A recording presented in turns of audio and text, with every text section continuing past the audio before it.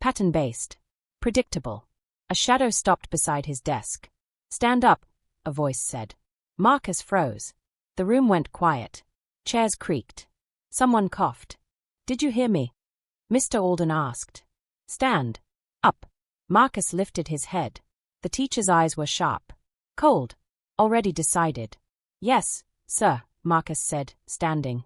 Mr. Alden reached down and snatched Marcus's exam. "What's this?" he asked. "My test," Marcus said. Mr. Alden flipped pages fast. "Too fast. You expect me to believe this is your work," he said. A few students looked up. Whispers spread. Marcus's heart started to pound. "I studied," Marcus said. "I can explain." "Save it," Mr. Alden cut in. His voice was calm, almost bored. "I've seen this before." He leaned closer.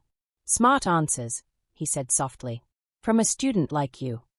That line hit harder than a slap. Marcus felt heat rush to his face. "I didn't cheat," Marcus said. Mr. Alden straightened. "Louder now. Then you won't mind if I report this." The word report echoed. A girl in the front row looked back at Marcus. Fear in her eyes. Not for him. For herself. Mr. Alden turned toward the door. "Sit down," he said. "We're not finished." Marcus stood there, test gone, eyes burning. And he knew. This wasn't about answers. It was about something else. And it was only beginning. The hallway felt colder than the exam room. Marcus stood near the lockers, hands shaking, eyes fixed on the floor. The bell rang behind him. Students poured out, laughing, talking, free. No one looked at him. Mr. Alden stepped out last. He closed the door softly. "Wait here," he said. Marcus nodded. The teacher walked away without another word. Marcus leaned against the wall. His chest felt tight. He replayed the moment again and again. The shadow. The voice. The line. "From a student like you." Two girls walked past. One whispered. The other glanced at Marcus, then looked away. The vice principal's door opened. "Marcus Hill," a voice called. Marcus pushed off the wall and walked in. The office smelled like coffee and paper. Ms. Reynolds sat behind her desk. "Calm. Careful. Sit," she said. Marcus Saturday. Mr. Alden stood by the window, arms crossed. Ms. Reynolds folded her hands. Mr. Alden raised a concern. Marcus looked at her. "I didn't cheat." She nodded slowly. "He says your answers were unexpected." Marcus swallowed. "I studied." Mr. Alden turned. "You always say that." Marcus felt something drop inside him. "What does that mean?" Marcus asked. Mr. Alden shrugged. "It means patterns matter." "Patterns of what?" Marcus said. Silence. Ms. Reynolds cleared her throat. "Marcus, this isn't a punishment yet." "Yet. We need to protect academic integrity," she said. Marcus leaned forward. "So do I." Mr. Alden smiled, thin and quick. Defensive. "I'm honest," Marcus said. Ms. Reynolds raised a hand. "Let's keep this respectful." Marcus sat back. His leg bounced. "We'll file an incident report," she said. "Standard process." Marcus's stomach dropped. "Does this go on my record?" he asked. "For now," she said. Mr. Alden added, "If you're innocent, you have nothing to worry about." The words felt heavy. False. Marcus stood. "Can I finish the exam?" Mr. Alden shook his head. "Too late." Ms. Reynolds avoided Marcus's eyes. "Go to your next class," she said. "We'll contact your parents." Marcus nodded. He turned to leave. At the door, he stopped. "Will you check everyone's test?" he asked. Mr. Alden didn't answer. Marcus stepped into the hallway. Behind him, the door closed. And for the first time, Marcus felt afraid, not of failing, but of being seen the wrong way. Marcus knew something was wrong before his mother said his full name. "Marcus Elijah Hill," she said into the phone. Calm voice. Too calm. He stood in the kitchen, backpack still on, shoes untied. "Yes, he said. The pause on the other end felt heavy. "The school called," she said. Marcus closed his eyes. "They said there was an incident," she continued. "Something about cheating." "I didn't," Marcus said quickly. "I didn't cheat." Another pause. He could picture her sitting at the table, fingers resting near her coffee mug, eyes distant. They want us to come in tomorrow, she said. With your father. Marcus swallowed. Okay. When the call ended, the house felt too quiet. His father came home late. Marcus heard the door, the keys, the sigh. Then footsteps. You want to explain this to me? His father asked, holding his phone. Marcus looked up. I didn't cheat. His father studied his face. Long careful. I know, he said finally. But knowing ain't always enough. The next morning, the school office felt smaller than before. A thin folder sat on the table. White. Clean. His name typed across the front. Marcus Hill. Ms. Reynolds sat straight. Mr. Alden sat beside her, hands folded, confident. We've opened an academic integrity review, Ms. Reynolds said. Marcus's mother frowned. Already? Standard procedure, Mr. Alden said. Given the circumstances. What circumstances? His father asked. Mr. Alden opened the folder. Marcus's answers showed advanced reasoning, he said. Above his usual performance. Marcus leaned forward. I've gotten A's before. Mr. Alden smiled. Not like this. His mother's jaw tightened. You're saying my son is too smart, she asked. Mr. Alden didn't answer directly. We're saying it raised questions. Ms. Reynolds slid a paper across the table. Past scores, she said. Trends. Marcus looked down. The numbers blurred together. He's been improving, his father said. That's what happens when you work. Mr. Alden tapped the page. Improvement is gradual. Marcus felt heat rise in his chest. So what happens now? His mother asked. Ms. Reynolds folded her hands again. We freeze the exam. Marcus looked up. Freeze? The score won't be released, she said.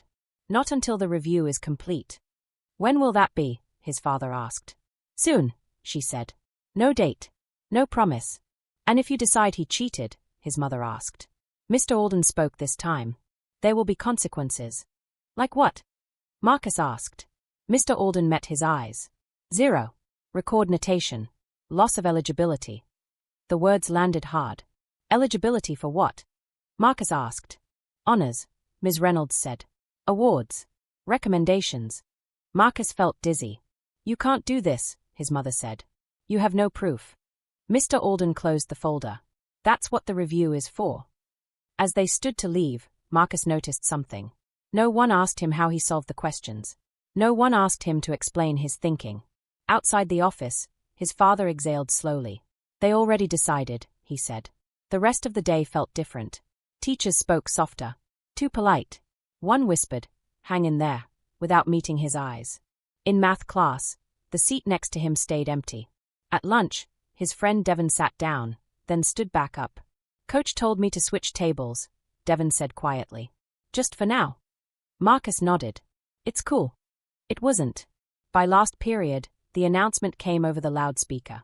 Due to an ongoing review, the principal said, the release of exam rankings will be delayed. Heads turned. Marcus stayed at his desk.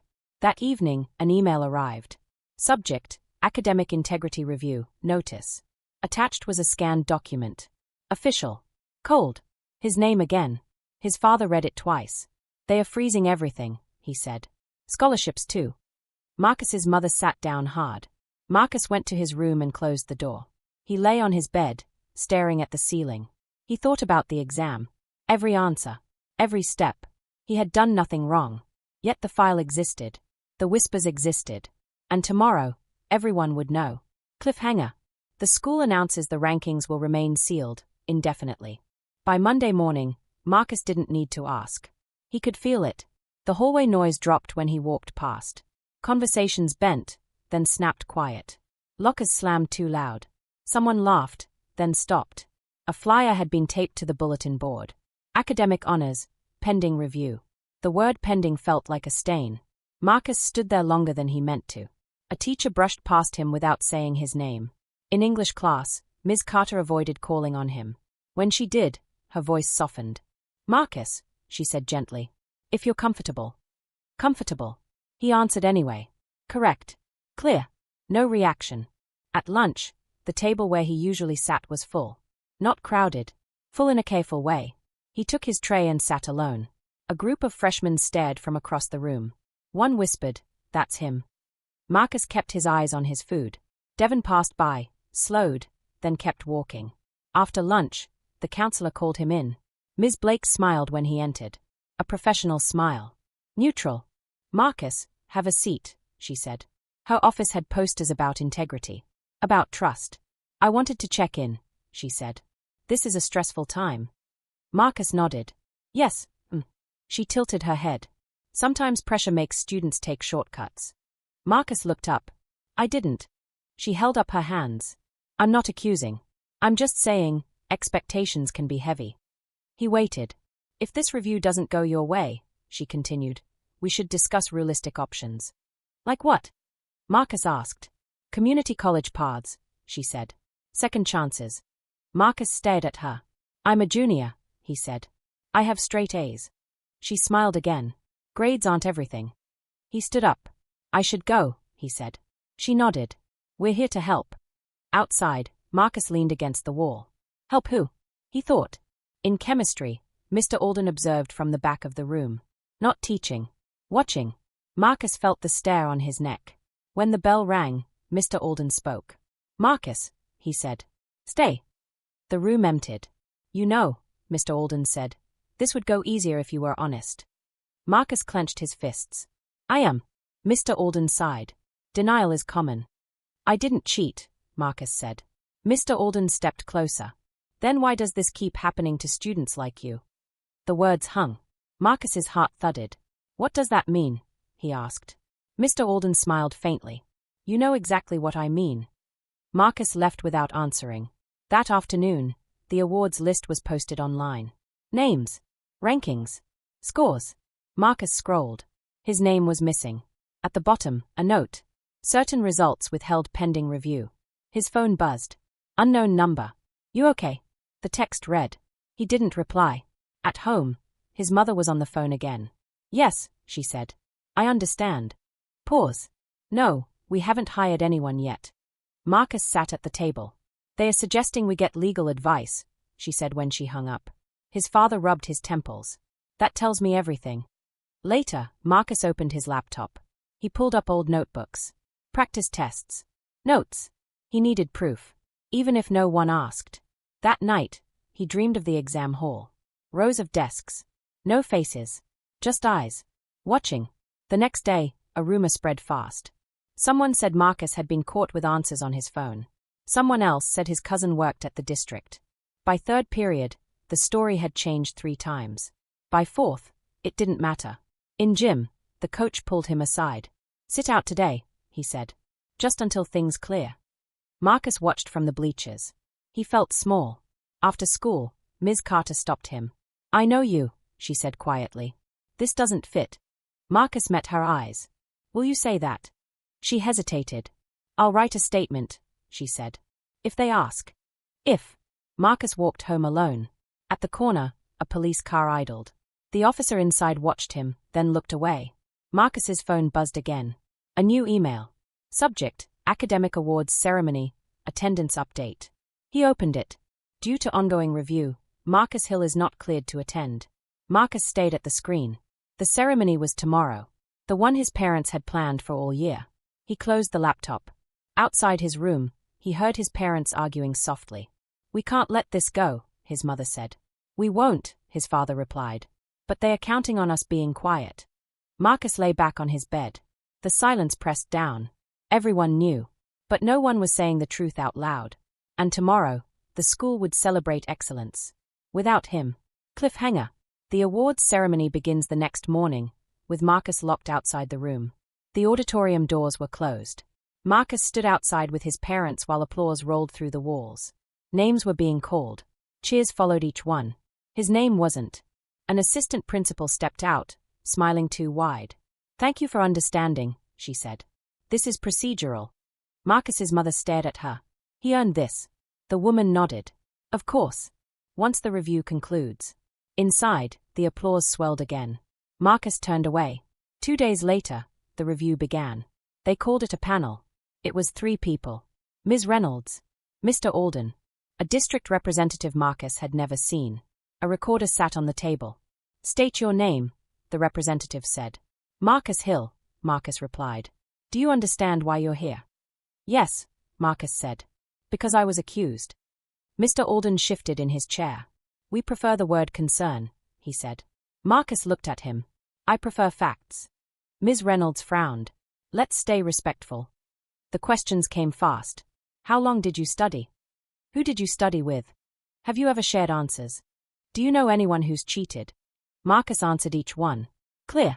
Calm. They never asked him to explain a single problem. At one point, Marcus's father spoke. Why hasn't anyone reviewed his past work? He asked. His growth. The district rep made a note. We're focused on the incident. Marcus leaned forward. You can test me again. Mr. Alden smiled. That wouldn't prove anything. Why not? Marcus asked. Because cheating adapts, Mr. Alden said. The room went quiet. So no matter what I do, Marcus said slowly, you won't believe me. Ms. Reynolds spoke quickly. That's not what he meant. But no one corrected him.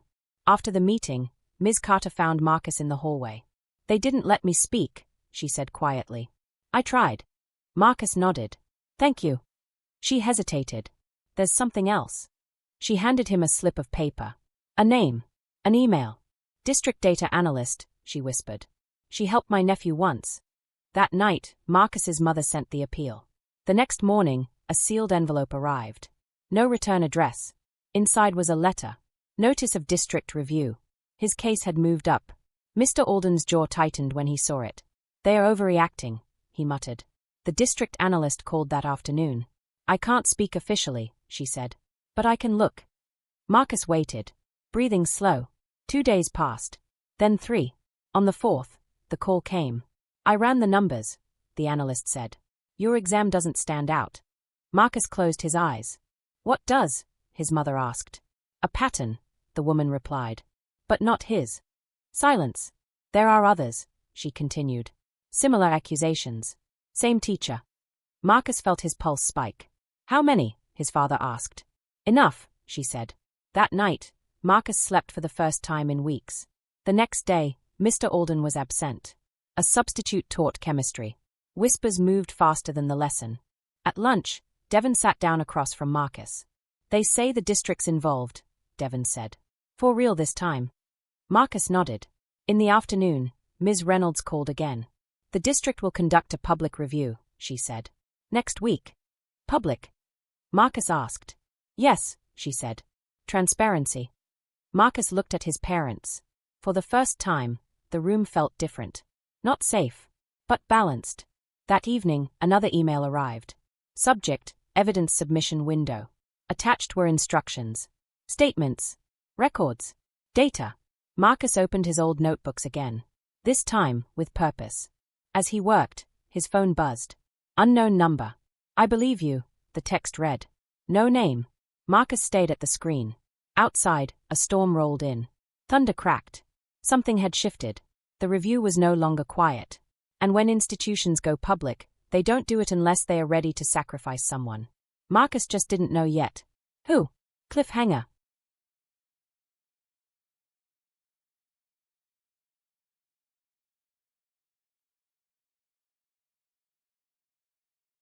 The auditorium doors were closed.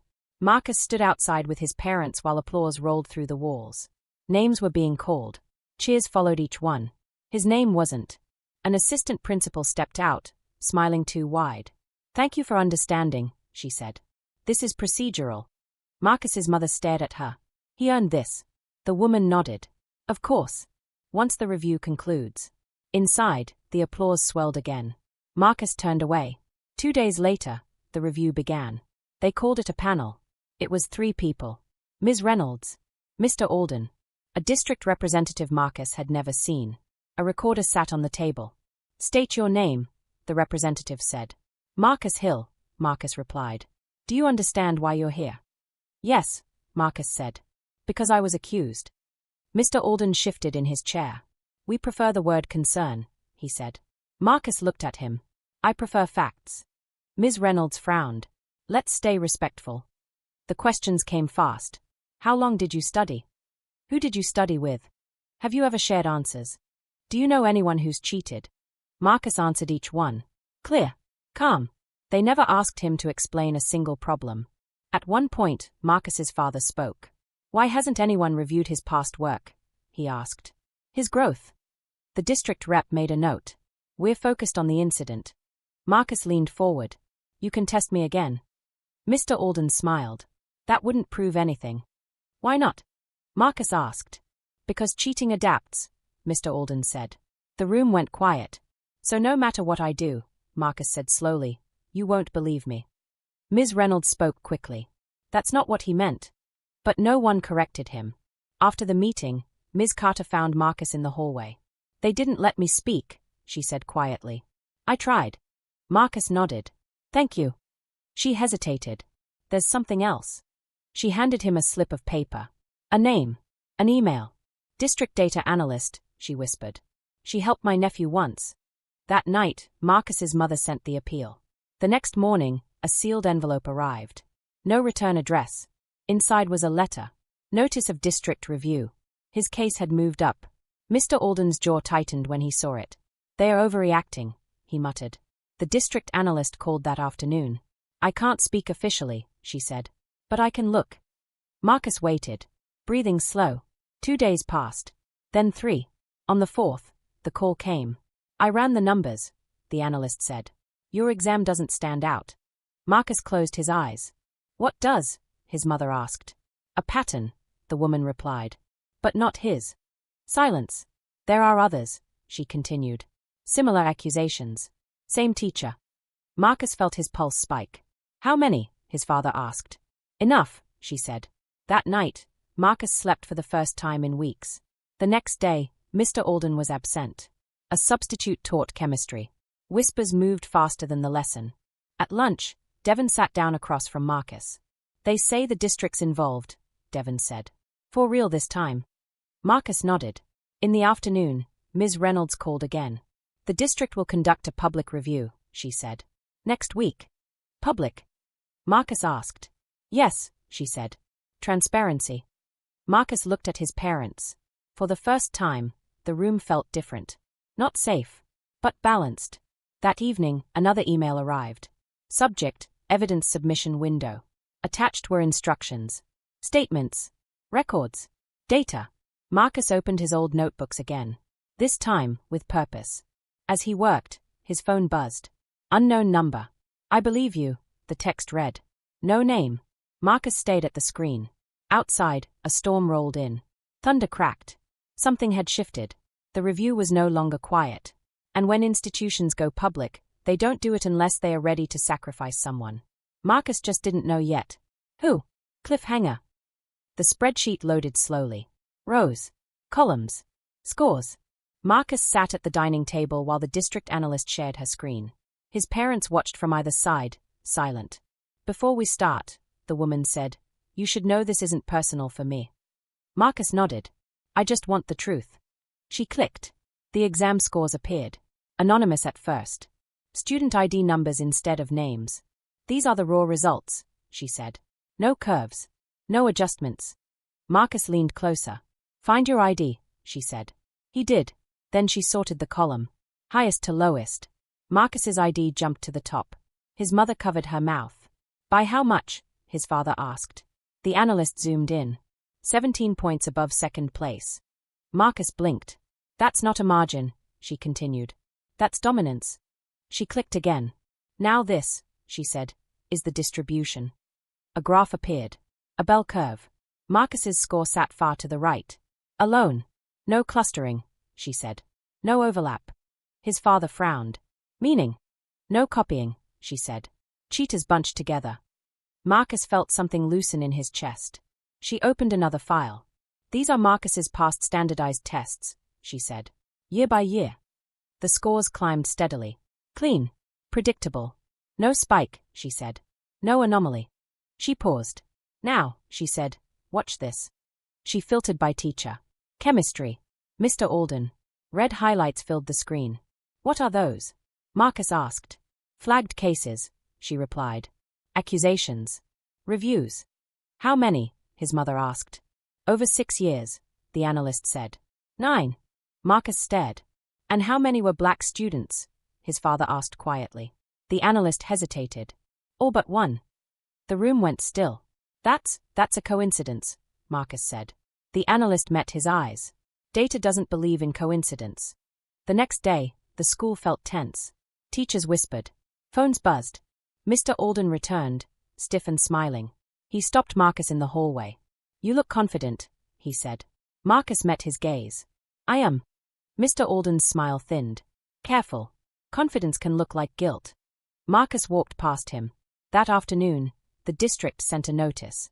Public review agenda attached. Marcus read it twice. Evidence presentation. Statistical analysis. Witness statements. At the bottom, student performance comparison, presenter, district analyst. His phone buzzed. Unknown number again. They are scade, the text read. Marcus didn't reply. At dinner, his mother set an extra plate down by habit. Do you want this to end? She asked suddenly. Marcus looked up. I want it to be right.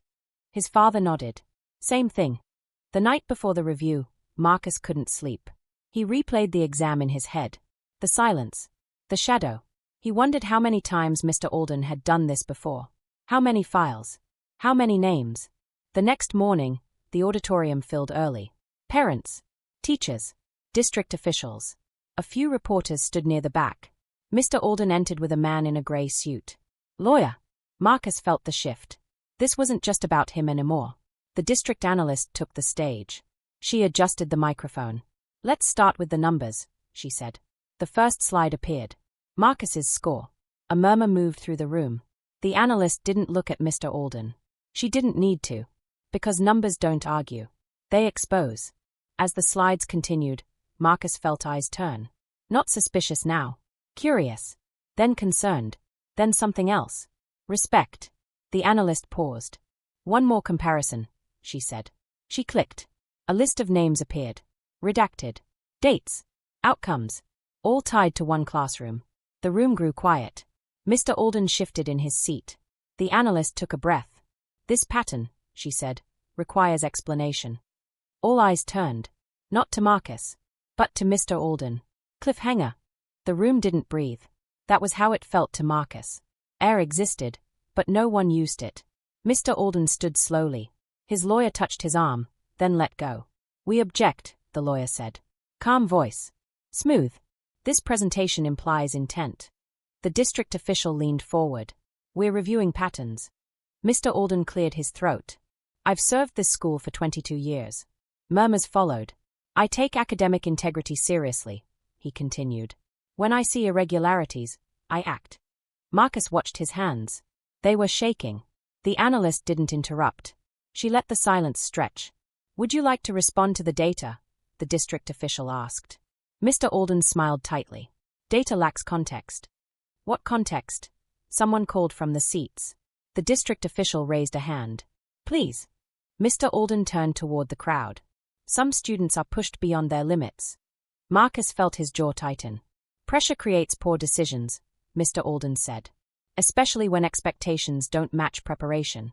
A quiet sound rippled through the room. Disbelief. Are you saying Marcus wasn't prepared? Ms. Carter asked from the side. Mr. Alden didn't look at her. I'm saying his performance was inconsistent with his background. There it was. The lawyer shifted. Marcus's mother stood halfway up, then sat back down. Her hands trembled. The district official spoke carefully. Can you clarify what you mean by background? Mr. Alden hesitated. Educational, he said. Resources. Support. Marcus leaned forward. My background is this school, he said. His voice carried. These classes. Your assignments. Mr. Alden looked at him for the first time. You're emotional, Mr. Alden said. That's understandable. Marcus stood. No, he said. What's understandable is bias hiding behind concern. The room stirred. The lawyer stood. We request a recess. The district official nodded. 10 minutes. People stood in clusters. Phones came out. Whispers moved fast. A reporter approached Marcus's parents. Can you confirm the inquiry? She asked. We can confirm the truth, Marcus's father said. Across the room, Mr. Alden argued with his lawyer. I didn't say anything wrong, Mr. Alden hissed. You said too much, the lawyer replied. When the review resumed, the district official held up a small device. We've received additional material, she said. Mr. Alden froze. This recording was submitted anonymously, she continued. Marcus's heart started to race. "Play it," someone said. The official pressed a button. Mr. Alden's voice filled the room. "You people always think you're smarter than you are." Gasps. The recording continued. "I catch this every year. Same type. Same excuses." Marcus felt sick. The recording ended. Silence fell hard. Mr. Alden's face drained of color. "That's taken out of context," he said quickly. The district official looked at him. "Is it your voice?" Mr. Alden hesitated. "Too long." "Yes," he said. "And did you say these words?" she asked. "Yes," he snapped. "But that will be sufficient," she said. The room shifted again. Not curiosity now. Judgment. The lawyer whispered urgently, but Mr. Alden waved him off. "This is a witch hunt," he said. Loud. Desperate. "You're undermining authority." Ms. Carter stood. "No," she said. "You did that yourself." Applause broke out. Then stopped, at the district official's glance. "We will conclude for today," she said. "The inquiry will proceed." She looked directly at Mr. Alden. "You are placed on administrative leave, effective immediately." A sound escaped Mr. Alden's mouth. Half laugh. Half breath. Marcus sat down slowly. His legs felt weak. As people filed out, the reporter returned. "Marcus," she said, recorder up. "How does this feel?" Marcus thought for a moment. "It feels late," he said. "But necessary." That night, his phone buzzed non-stop. Messages. Support. Apologies. Devon texted, "I should have sat with you." "I'm sorry." Marcus replied, "I know." Another message came in. Unknown number. His not the only one, it read. Just the loudest. Marcus stayed at the screen. The next morning, the school announced a statement. "We are committed to equity and fairness." Marcus read it without emotion. Commitments were words. Consequences were actions. And those were still coming. Because authority doesn't fall all at once. It cracks. Slowly. Loud enough for everyone to hear. Cliffhanger. The hearing room looked different in the morning light. Less dramatic. More dangerous. Marcus noticed it right away. No banners. No students. Just a long table, microphones, and people who knew how to erase lives with careful language. He sat between his parents. His hands rested flat on the table. Still, across from him, Mr. Alden sat alone. No lawyer this time. The district chair cleared her throat. "This is the final hearing." Final. Marcus felt the word settle. "We will hear testimony," she said. "Then we will decide." She nodded to Marcus. "You may begin." Marcus leaned toward the microphone. "My name is Marcus Hill," he said. "I was accused of cheating." The chair nodded. "Tell us what happened." Marcus spoke slowly. "The exam hall. The shadow. The words. From a student like you." He didn't raise his voice. He didn't need to. "I was never asked to explain my work," he said. "Not once."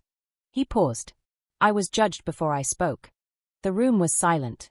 A board member asked, "How did that make you feel?" Marcus thought. "Small," he said. Then angry. Then careful. "Careful how?" she asked. "Careful not to react," Marcus said. "Because reacting would be used against me." Mr. Alden shifted. Another member leaned forward. "Did you cheat?" "No," Marcus said. "And I proved that without being asked." Ms. Carter testified next. "He was one of my strongest students," she said. "Consistent. Curious. Honest." The analyst followed. "The data supports Marcus completely," she said. "And raises serious concerns elsewhere." Then Mr. Alden stood. His voice was different now. Thin. "I never intended harm," he said. "I was doing my job." A board member asked, "Do you believe Marcus cheated?" Mr. Alden hesitated. "I believed it was possible," he said. "Based on what?" the member pressed. Mr. Alden's mouth opened. Then closed. Silence stretched. Finally, he said, "Instinct." The word echoed. The chair nodded once. "That will be all." They asked Marcus and his parents to step outside. The waiting room felt heavier than before. Minutes passed. Then 30. Marcus stayed at the carpet pattern. Memorized it. The door opened. "Marcus Hill," the chair said. "Please come in." He stood. Everyone stood. The chair spoke carefully. "The board finds no evidence of academic dishonesty." Marcus's mother exhaled sharply. "Marcus's exam score will be released," she continued. "In full." Marcus felt his chest tighten. "And," she added, "the record will be cleared." Marcus nodded. But she wasn't finished. The board also finds evidence of repeated biased conduct. She looked at Mr. Alden. Your employment is terminated, effective immediately. The room changed. It wasn't loud. It didn't need to be. Mr. Alden sat frozen. Marcus felt something unexpected. Not joy. Relief. Outside, the reporter waited again. Marcus, she said. Any comment? Marcus took a breath. I didn't win, he said. The truth did. That afternoon, the updated rankings went live. Marcus's name sat at the top. Alone. 17 points ahead. Teachers stopped him in the hallway. Some apologized. Some just nodded. Devon slapped his shoulder. Told you, he said. Too late. But trying. That evening, Marcus sat on his bed. The phone buzzed again. Unknown number. They are reviewing other cases. It read. Because of you. Marcus set the phone down. He stared out the window. The room had changed. The school had changed. But something inside him had changed too. He had learned how quickly respect could vanish. And how long it took to get back. Tomorrow, there would be announcements. Press. Statements. But tonight, it was quiet. And quiet felt earned. Cliffhanger. The auditorium looked the same. That was the strange part. Same stage. Same seats. Same lights. But Marcus felt different walking in. People stood when they saw him. Not all at once. Not dramatic. One by one. A teacher nodded. A parent smiled. A student clapped, then stopped, unsure. Marcus walked to the front row and sat with his parents. His mother squeezed his hand. You don't have to do this, she whispered. I know, Marcus said. But I want to. The principal stepped onto the stage. We are here to recognize excellence, she said. Her voice echoed. And to acknowledge accountability. Marcus listened carefully. Words mattered now. Before awards, the principal continued, Marcus Hill has agreed to speak. A murmur moved through the room. Marcus stood. Every step to the stage felt heavy. He stood behind the podium. The microphone hummed softly. He looked out. So many faces. Some proud. Some ashamed. Some still unsure. I was accused of cheating, Marcus said. The room went still. I wasn't asked to explain my work, he continued. I wasn't given the benefit of doubt. He paused. But I was given something else, he said. A lesson. People leaned in. I learned how fast trust disappears, Marcus said. And how slow it comes back. He looked down, then up again. I also learned that silence protects the wrong people. A few heads nodded. I didn't win because I was loud, he said. I won because facts matter. He stepped back. That was all. The applause came after. Not wild. Not forced. Real. When the awards were announced, Marcus's name came last. Top score. Perfect recognition. He walked across the stage and accepted the certificate. The principal met his eyes. I'm sorry, she said quietly. Marcus nodded. Thank you. After the ceremony, a reporter approached again. What's next? She asked. Marcus thought. School, he said. Life. That night, Marcus lay in bed. The house was quiet. He stared at the ceiling, like he had weeks before. But this time, the silence didn't press down. It rested. His phone buzzed one last time. Unknown number. You changed policy, the message read. Mandatory second reviews. Teacher bias training. Marcus set the phone aside. He felt tired. Not weak. Just tired. The next week, a letter arrived. Scholarship confirmed. No asterisks. No notes. Just his name. Marcus folded it carefully and placed it in his desk drawer. He didn't frame it. Some victories weren't meant for walls. At school, a freshman stopped him in the hall. They told us about what happened, the boy said. They said to speak up. Marcus nodded. Do that. Later, Marcus passed the chemistry room. The door was closed. A new nameplate hung beside it. Change didn't erase the past, but it interrupted it. That night, Marcus sat at his desk and opened a notebook. A new one. First page. He wrote his name, not to prove anything, just to remind himself. He had been doubted. He had been tested. And he had endured. Not because the system was fair, but because truth can survive unfair systems. And sometimes, when it does, it leaves something behind. Not revenge. Not pride. But space. For the next student. For the next voice. For what remains.